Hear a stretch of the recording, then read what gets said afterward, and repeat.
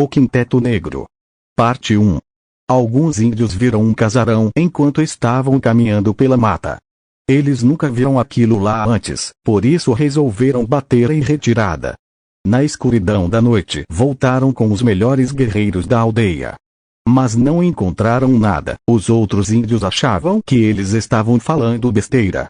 3 dias depois, quando um dos índios que viram o casarão estava pescando, olhou para trás e viu o casarão e uma mulher negra que estava na sua direção caminhando. Ela chegou perto dele e fez gestos como se houvesse uma aranha lá dentro. Ele foi com ela, entrou e fechou a porta, e quando se virou, mas ninguém estava vendo. O casarão começou a tremer e ouviu um grito horrível. Olhou para cima e uma mulher com cabelo e vestido cinza flutuando viu e muito medo sentiu. Ele se virou e ficou tentando abrir a porta. Sentiu uma presença maligna bem perto das suas costas. Apavorado se virou e viu aquela cena horrorosa. Essa criatura era aquela mulher que tinha saído da porta. Ela deu um passo na direção dele e ele tremeu de medo. Nunca imaginou que ia morrer tão cedo.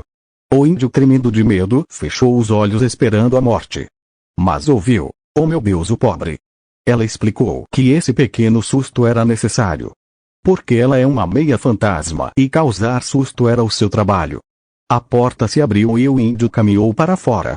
Quando saiu, viu o casarão sumir. Depois de se acalmar, foi embora. Uma onça de 3 metros de altura correu na direção de um homem negro. O homem ficou parado esperando ela chegar sem sentir medo. Ele colocou a sua marreta para trás do corpo, se preparando para atacar. No momento que ela ergueu o bote, o homem pulou e a golpeou com a marreta e ela parou de respirar. Viu mais 3 onças gigantes bem longe graças à luz do meio-dia. E pensou: se o seu irmão estivesse às 3, os dois mataria. Correu para outra direção procurando um lugar onde pudesse atacar cada uma de uma vez. Entrou em um casarão e viu uma mulher negra e disse para ela não se preocupar que ele já tinha matado 6. A mulher negra virou um fantasma, chegou perto dele e disse: "Morra." Ele levantou a perna e pisou com tanta força que rachou o chão e disse: "Volta a ser mulher, porra." Escrito por Paulo. O Quinteto Negro. Parte 2. Ana estava almoçando sozinha na mesa, com seu escravo particular pronto para fazer o que ela deseja. O pai de Ana chamou para ver o seu pretendente. Quando ouviu isso, o escravo dela tentou disfarçar que não ficou contente. Ela entrou na sala e viu ao lado do seu pai um homem forte. Depois de se cumprimentar, ele falou que queria ser general e ela disse: "Boa sorte."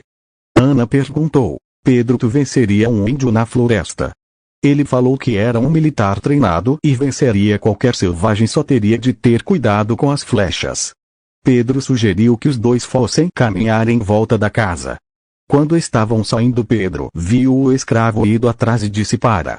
Ele explicou para o escravo que com ele, Ana não ia correr nenhum perigo. Ana falou que ele poderia visitar os parentes e o escravo disse: "Se esse é o seu pedido." O escravo foi caminhando até o quilombo para onde fugiu a sua família. O seu primo falou para ele não voltar para a fazenda, mas ele disse que não queria. Eles continuaram conversando e o seu primo não entendeu porque ele não fugiu de lá até agora. Até que o escravo disse: "É que eu amo a minha senhora." Eles viram se aproximar deles um pai de santo idoso. E ofereceu aos dois um pouco da água do poço. Quando beberam, o pai de santo perguntou qual era a religião do escravo. Ele falou que era católico. O idoso se afastou rindo como se tivesse achado algo engraçado. Voltou para o casarão e viu Ana se despedindo de Pedro. Depois Ana falou para o escravo que Pedro era incrível e venceria qualquer homem negro. Estava pensativo e passou a hora de dormir. Deitado na cama pensou: será que a minha senhora vai sentir minha falta se eu sumir? Dormiu, e nas altas horas da noite começou a sonhar. Estava em uma floresta, o sol já estava se pondo e ouviu uma voz o seu nome chamar. Samuel. Samuel. Escutou, mas não viu quem era por causa das árvores. Caminhou em direção à voz e encontrou um terreiro com 8 cadáveres. Sentiu medo e olhou para os lados para ver se alguém o estava vendo. Até que viu uma cabeça de 1 metro flutuando no vento. A cabeça era de um homem negro e tinha os olhos completamente vermelhos e ele acordou. Se levantou, foi até a cozinha beber água, depois pegou um terço e rezou. Escrito por Paulo. O Quinteto Negro. Parte 3. Saulo subiu em um lugar mais alto que a multidão. Lá em cima olhou para toda aquela gente, respirou e pediu atenção. E falou: nós poderíamos marchar em direção às fazendas e libertar os nossos irmãos, mas teria um rio de sangue. É melhor eles mesmos fugir igual a um bebê quando a gente quer que eles ande. Andando pelo quilombo, Saulo viu dois homens, um com um machado e o outro com uma marreta. E perguntou aonde eles estavam indo. O mais forte falou: vou atrás de um fazendeiro e vou esmagar a sua cabeça. O líder do quilombo disse: eu sei que vocês dois têm habilidade. Mas vocês têm que usar isso para o bem da humanidade.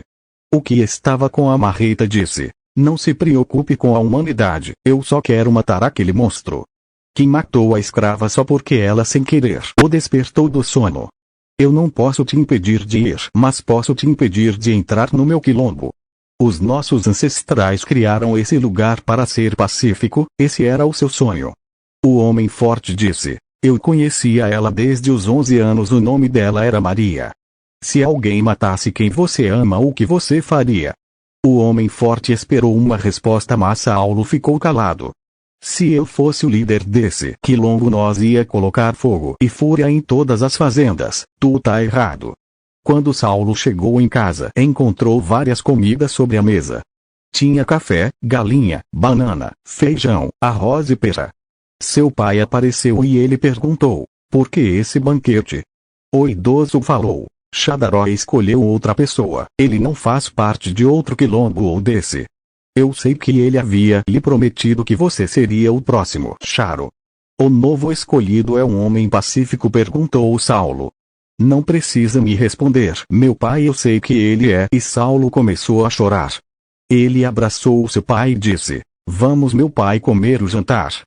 Saulo estava em uma cadeira segurando a mão do seu pai, que estava em uma cama. Pai, vá em paz com Exu, Deus e o filho daquela santa. Tinha muitos negros reunidos para o enterro do pai do líder do quilombo. Dançaram candomblé, lutaram capoeira e comemoraram esse encontro. Saulo tinha acabado de chegar da viagem que fez à cidade.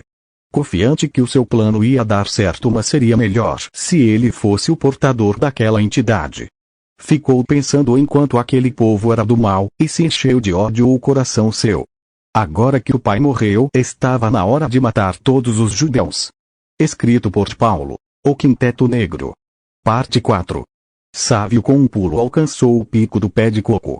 Silas ia catando do chão e colocava na carroça, que para encher faltava pouco. Quando a carroça encheu, Silas arrastou ela sobre a areia. A carroça estava cheia de coco, mas para ele parecia da maneira. Chegaram no quilombo e várias pessoas vieram pegar os cocos da carroça.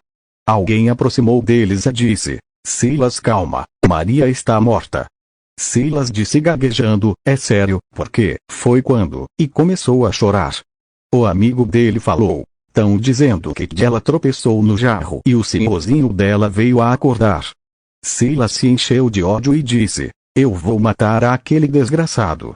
Ele se abaixou e deu um murro no chão com tanta força que todos ficaram espantados. Se levantou e disse ao irmão: vamos libertar aquela senzala. E os dois foram em direção à sua casa. No caminho eles decidiram que ia atacar a fazenda quando os brancos pegassem no sono. Chegaram em casa e Silas pegou a sua marreta. Na volta encontraram com o líder do quilombo.